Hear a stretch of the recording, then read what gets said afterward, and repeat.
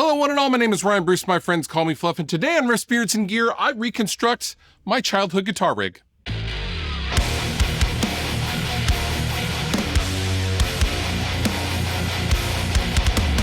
So back a few months ago, I was doing Andy Wood's Woodshed guitar camp, and I was interviewed by the nice folks over at Sweetwater. They were interviewing a bunch of the teachers and instructors and the people there, and amongst the series of questions was something pertaining to what was a huge epiphany, whether it was music or gear for myself in my own journey as a guitarist. And I recounted a story of finding out that distortion pedals existed, and I couldn't believe that there was a device that I could switch between the clean and dirty sounds of my guitar. This was the summer of 1994 after all. So, I couldn't just Google how to do something.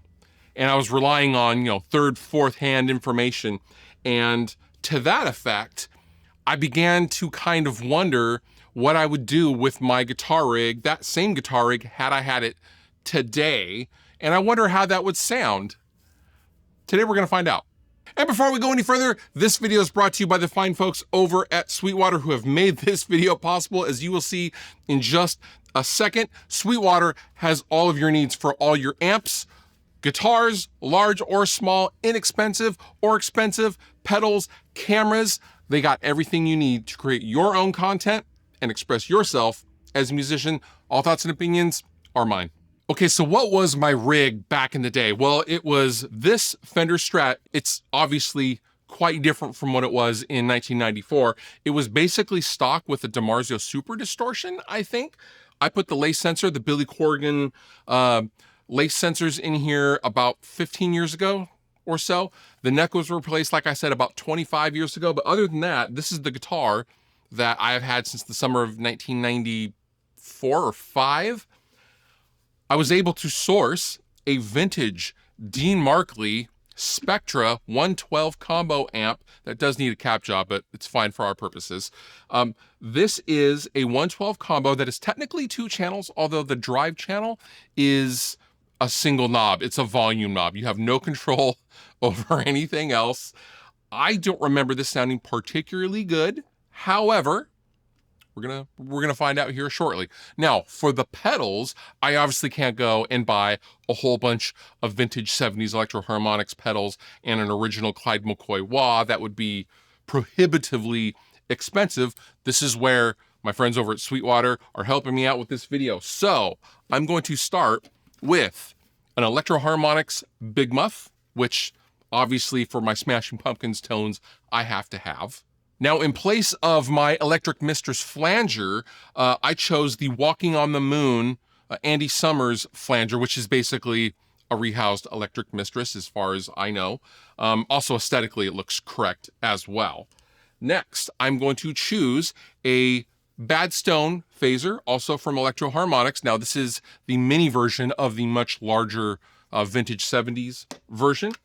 Next, I have a Clyde McCoy Dunlop wah. This is basically an identical circuit to what would have been my original Clyde McCoy wah pedal. This is a very cool wah pedal. And last but not least, I broke out an original DoD FX55B Supra Distortion from 1992. I even have the box. Josh Scott would approve of that. So I'm going to hook all of these up here on the floor. I'm gonna get the Dean Markley mic'd up and fired up.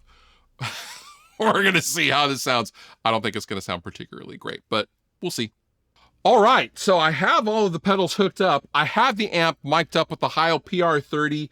What I remembered when I was just kind of volume checking this for the microphone is I remember the speaker sounding awesome for the first 10 minutes I would play it, and then the top end would kind of start to roll off. And I don't know if that was indicative of the speaker or the circuit back then, but I do remember it sounding pretty okay for the first 10 minutes. As far as the pedal order, I tried to replicate what I did back in the day, and that was wah pedal first, Supra Distortion second, third is the Big Muff, fourth is the Bad Stone, And then last is the flanger, because I want to flange the distortion, maybe. I remember the Big Muff sounding super, super sick, and I loved the Big Muff through this amplifier. Other than that, I remember liking the Badstone and not particularly being like a flange guy, but you know, maybe things have changed. So here's my bass clean tone.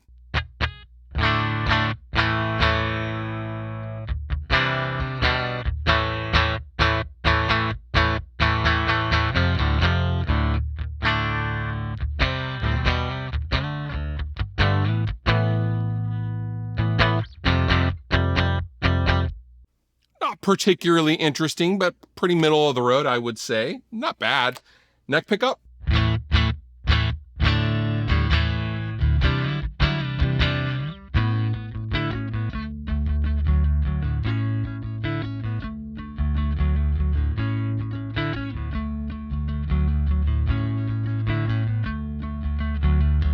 Oh, let's see what the reverb does.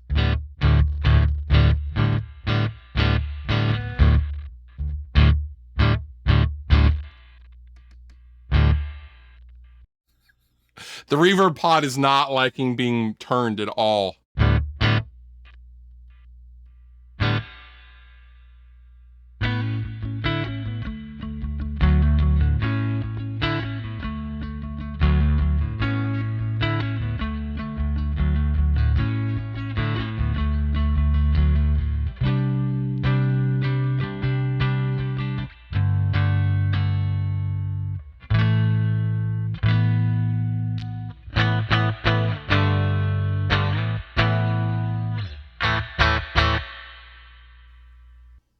Reverb's not terrible, honestly. Let's turn that back down. Let's start with, I'm so curious about the Big Muff. I basically put everything around noon just as a starting point. Let's check it out.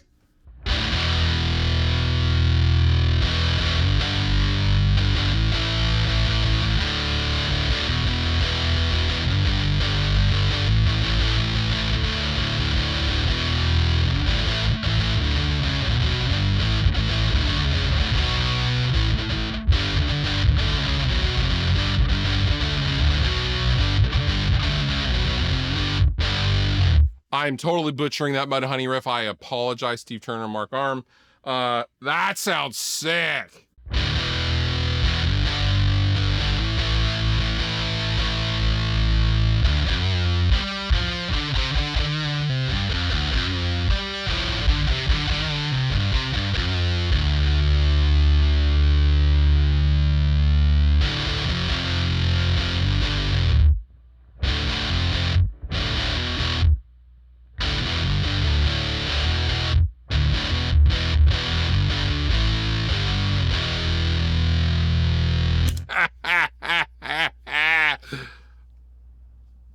That's awesome.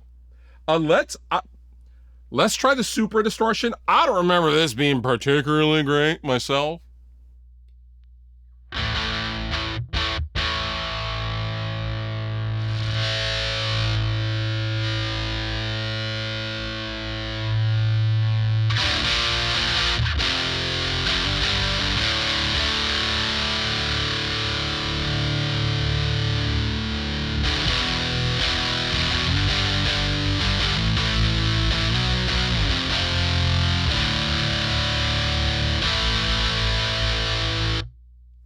Kind of ice picky. Okay, so let's try the muff with the wah pedal.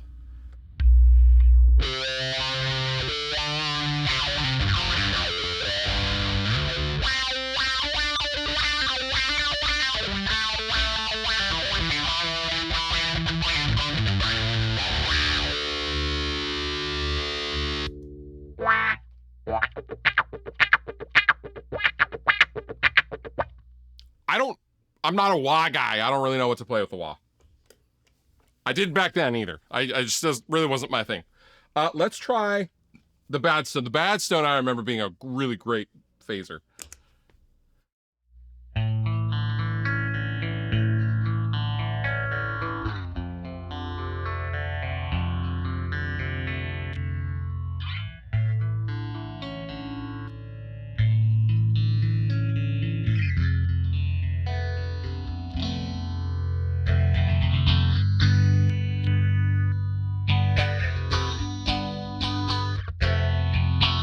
And the cool thing about the Badstone was you could manually shift it, and I'd never seen that before. I see you can still do this on this one too.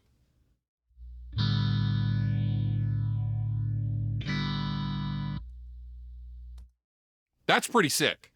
Next, the Walking on the Moon Andy Summers flanger.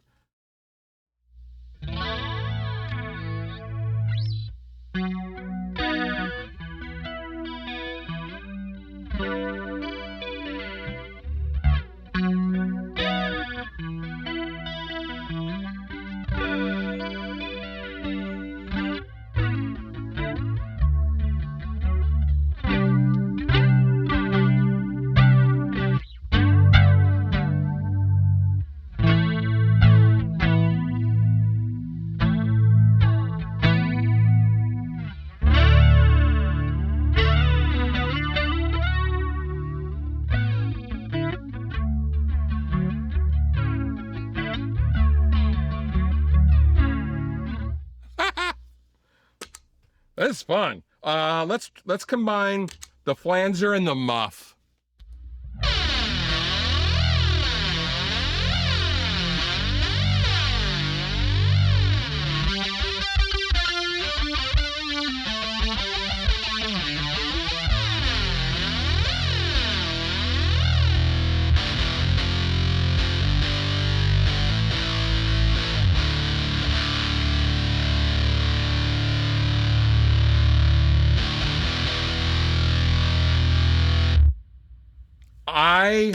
I am addicted to the Big Muff.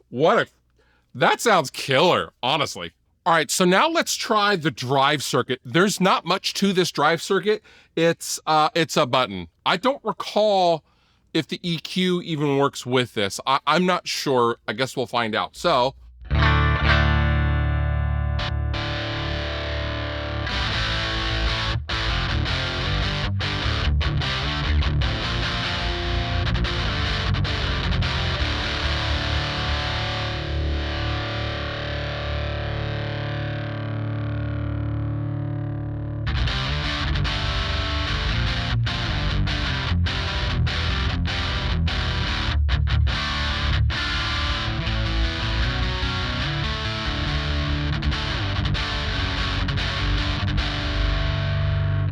Not terrible, honestly. It's very top endy.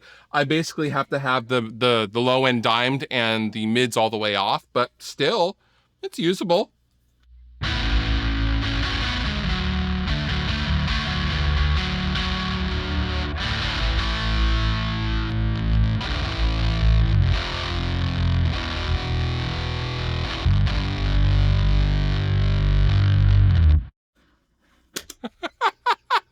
Stacking it with the Big Muff does not work. Oh, let's try the DoD with it.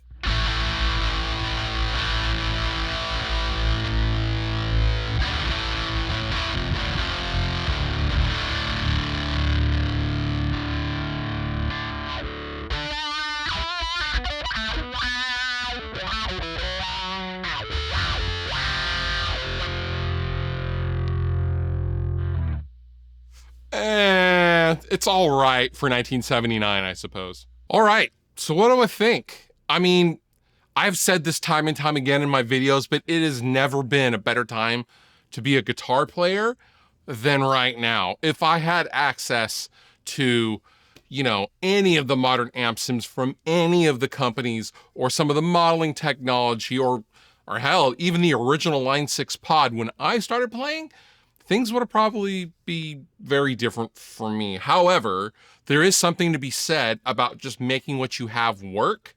And I do kind of miss that mentality as far as the younger players of today go. But was this a ton of fun to go down memory lane and kind of recreate this guitar rig? Yeah, it is. And off camera, when I got this fully set up, I sent a photo to my father and he was like, "Oh, wow. That's your old rig." And I went, "Yeah, it's my old rig from like 30 years ago." So yeah, pretty cool. This amp it's okay. It doesn't even compete with anything modern. And these were only made for 4 or 5 years from what I can see. And they came in all shapes and sizes. However, this seemed to be the most popular, the 112. It was very budget friendly at the time. And as far as the pedals go, I mean, the Big Muff is such a classic. It still holds up. In the context of using it with the old gear, of course, it holds up and is a great pedal, and it's a legend for a reason. But I'm saying it made this thing sound really, really good. So yeah, I don't know. That was so much fun, guys. I can't even tell you what a blast this has been putting this together. Shout out to Sweetwater for sponsoring this video. I will link down below in the description for all of the things you have seen in this video. And with that, you've been wonderful, live and fluff. Thank you so much for watching. I'll see you next time.